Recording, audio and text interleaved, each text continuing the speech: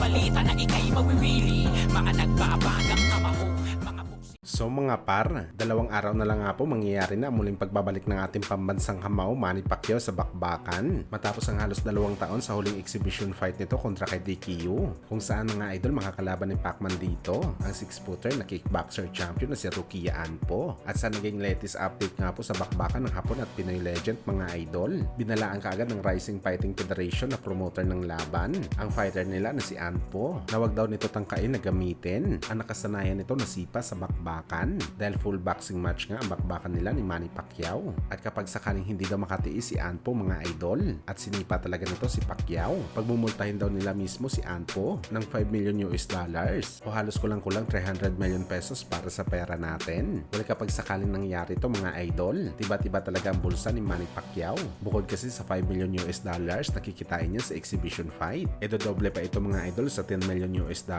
kapag sinipa siya ng Hapon. Bagamat sa naging update naman sa kampo ni Rukia Anpo mga idol, wag na daw mabahala ang Rising Fighting Federation dahil hindi daw talaga nila sisipain si Boss Manny. Kumpiyansa naman daw mga idol ang kampo ni Rukia Anpo sa kakayahan nila sa bakbakan. Sa katunayan nga nito mga idol, inaaral nito ang technique, katuwang ang kanyang coach kung paano bumitaw ng perfectong counter right hand kay Pacman, dahil sigurado ang kampo ni Rukia Anpo na kapag natamaan daw si Pacquiao sa kanyang suntok, malamang daw knockout ang abutin ng Pinoy, parang kagaya sa ginawa ni Marquez kay Manny Pacquiao mga idol sa kanilang pang-apat na laban na pinatulog niya si Pacman sa ibabaw ng lona. Pero ang tanong natin mga idol, kakayanin kaya ni Anpo na saluin ang umuulan na suntok galing kay Manny Pacquiao? Kailangan mo talaga kasi muna kumain ng maraming suntok bago ka makalanding ng perfect counter kay Boss Manny. Katulad kay Marquez mga idol, nawasak muna ang kanyang uso sa laban dahil sa napakaraming suntok ni Pacman bago siya nakatama ng solid sa Pinoy legend.